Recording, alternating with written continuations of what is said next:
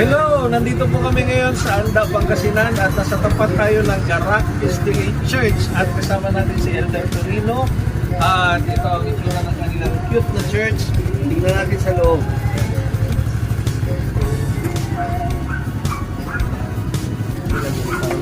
Cute ang kanilang simbahan.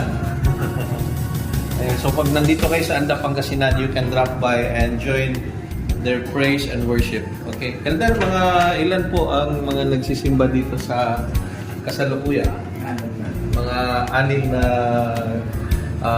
members. So, kayo po ang head elder, ano? Ayan po. So, ito po si Elder Torino once again. At ito, pakita mo din ang Garak State Church.